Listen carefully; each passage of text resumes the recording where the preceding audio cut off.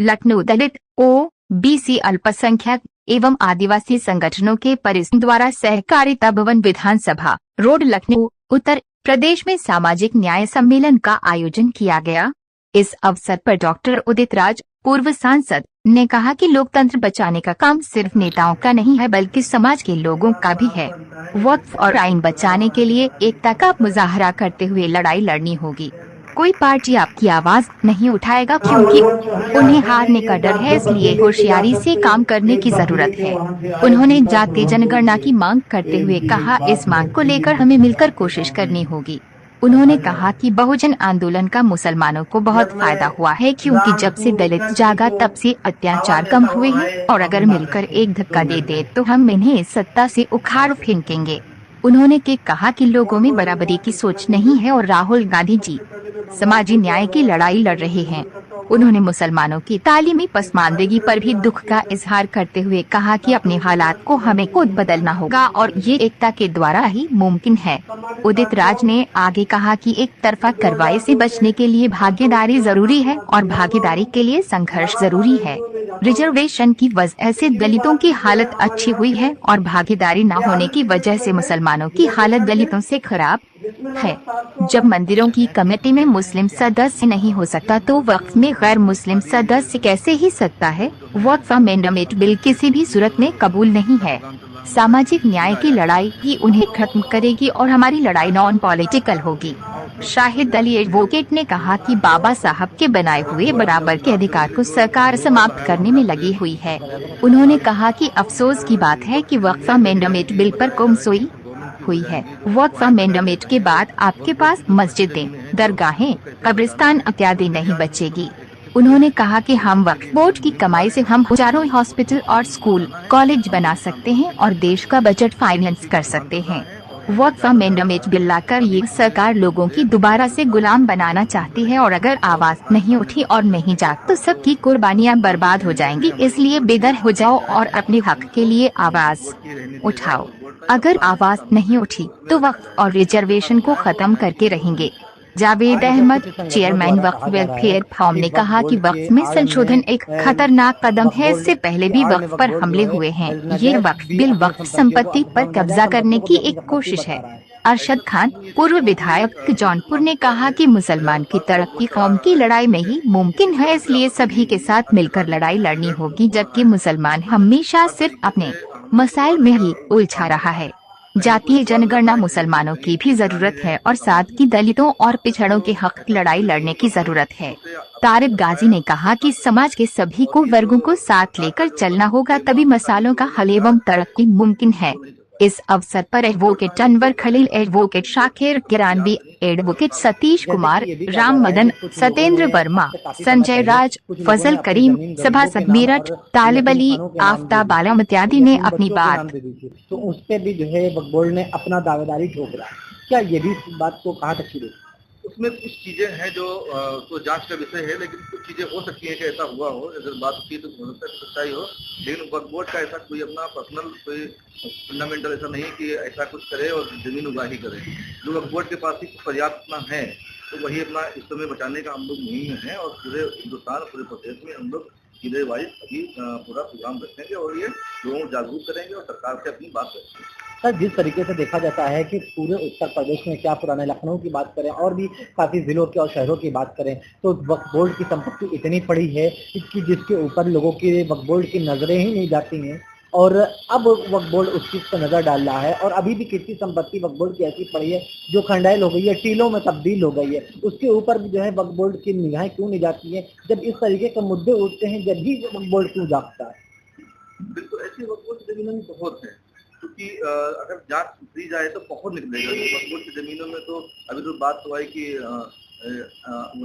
अंबानी जी का घर भी कोई बता रहा था कि वक्फ बोर्ड की अगर जांच की जाए तो बहुत निकलेगी ज़मीनें।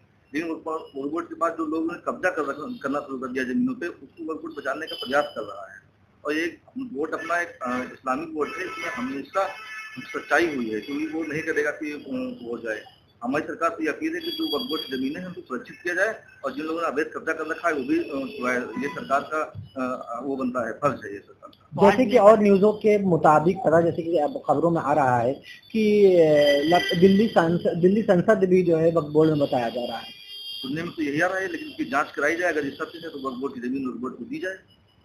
तो मुख्य अतिथि के तौर पे आज कौन उपस्थित है? मुख्य अतिथि के तौर पे हमारे यहाँ पूर्व सांसद डॉक्टर प्रसाद जी हैं और शाहिद अली साहब जो सुप्रीम कोर्ट के वकील साहब हैं और तारिक भाई हैं और बाकी सब लोग पूरा संगठन है और ये सब लोग अपने आवाज़ के लिए यहाँ पर आए हैं, प्रोग्राम है और इसी से हम लोग अपना दिल्ली भी प्रोग्राम करेंगे, उत्तर प्रदेश में धीरे धीरे चलेंगे।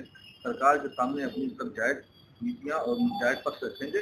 सरकार फैसला क्या करती है, कानून फैसला क्या करता है, न्याय फैसला क्या करता है, वो आगे मैं अपना परिचय और मैं मोहम्मद इमरान समाजवादी पार्टी में प्रदेश सचिव था, अभी वही समाजसेवी हूँ और अपना मेरा खुद का कुछ व्यवसाय है। मैं समाजवादी पार्टी से ही मुख्य बिंदु हैं या जो मसाइल हैं इसके, उसमें यह है कि संविधान बचाना, आरक्षण बचाना, जाति जनगणना, वक्फ बोर्ड जो अमेंडमेंट बिल लाया जा रहा है वो नहीं होना चाहिए और निजीकरण के ऊपर रोक लगना चाहिए। ये हमारे मुख्य मुद्दे हैं। आज आरक्षण की सीमा 50% से बढ़ाई जाए, यानी सामाजिक न्याय, सभी की भागीदारी होनी चाहिए और जिसकी जितनी संख्या उसकी उतनी भागीदारी हो। इसलिए आज यहाँ एक बहुजन समाज के द्वारा यानी दलित, ओबीसी, माइनॉरिटी और आदिवासी संगठनों के परिसंघ, ये अपने आप में कोई संगठन नहीं है लेकिन सभी संगठनों का एक कोऑर्डिनेटिव बॉडी, उसके माध्यम से आज कराया गया। हमारे सहयोगी राष्ट्रीय महासचिव शाहिद अली जी ने इनिशिएटिव किया आज और इधर तारिक गाजी जी हैं और मकसद यह है कि पूरे उत्तर प्रदेश में 17 जिलों से लोग आ जाए थे और 18 जिले से लोग आए थे और नीरज चंद जी हमारे साथी हैं। यहाँ से ये जागरण करके और 1 दिसंबर को लखनऊ में, 1 दिसंबर को दिल्ली के रामलीला मैदान की रैली में पहुंचना है। बहुत सारे लोगों ने अभी 100 टिकट, 200 टिकट का रिजर्वेशन का वादा किया है और यहाँ से हो भी चुका है। अब लखनऊ से भी सैकड़ों लोग, हज़ारों लोग जाएंगे, पूरे उत्तर प्रदेश से कई हज़ार लोग जाएंगे और दिल्ली की रामलीला मैदान की रैली में 1 दिसंबर को संविधान बचाने के लिए, वक्फ की प्रॉपर्टी बचाने के लिए, आरक्षण बचाने के लिए और जाति जनगणना के लिए। वो दरअसल जो भारत की सरकार कर रही है, 2 चीज़ें एक साथ कर रही है वो कि एक तो वक्फ अमेंडमेंट बिल ला करके मुसलमानों की तमाम वक्फ की ज़मीनों को हड़पना चाहती है, दूसरी हमारे दलित भाइयों का रिजर्वेशन ख़त्म करना चाहती है। तो बेसिकली ये 2 मुद्दों को लेकर के संविधान बचाने के लिए, वक्फ के कानूनों को बचाने के लिए, यानी अमेंडमेंट का विरोध करने के लिए और रिजर्वेशन दलितों का रहे, रिजर्वेशन की तादाद बढ़े, इस चीज़ के लिए यहाँ पर ये सभा की गई है आज लखनऊ के अंदर। 1 दिसंबर को दिल्ली में हम एक बड़ी रैली करने जा रहे हैं। 1 दिसंबर को इन्हीं मुद्दों को लेकर के, जिन मुद्दों को लेकर के आज यहाँ पर है, ये हमारी एक तरह से प्रिपरेटरी मीटिंग समझ लीजिए। लखनऊ के जो लोगों की वहाँ पर जिम्मेदारी रहेगी, जो हिस्सेदारी रहेगी, उसके लिए यहाँ पर ये मीटिंग की गई। एक रैली में लगभग कितने लोग शामिल होंगे?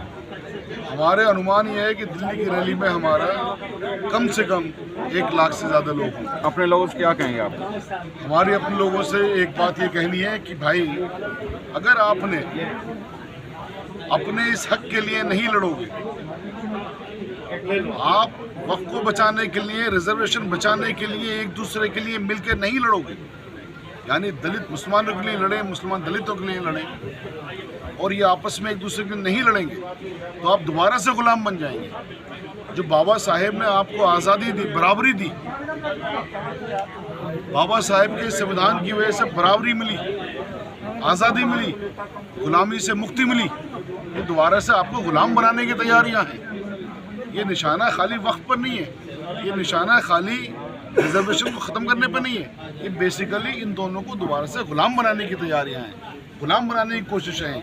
इन साजिशों को समझना होगा, भारत सरकार की, RSS की इस साजिश को समझना होगा और इस देश की आज़ादी को बचाने के लिए, जिस आज़ादी को हासिल करने के लिए लाखों लोगों ने अपनी शहादतें दी, उन लोगों से बचाना होगा जिन लोगों ने कोई शहादतें नहीं दी, जो लोग अंग्रेज़ों के गुलाम थे, अंग्रेज़ों के लिए काम करते थे, भारत के शहीदों के खिलाफ काम करते थे। आज उन लोगों के हाथ में सत्ता है, इनकी जो मानसिकता वही है कि फिर से गुलाम बना लें ताकि ये लोग हमेशा हमेशा के लिए राज करते रहे।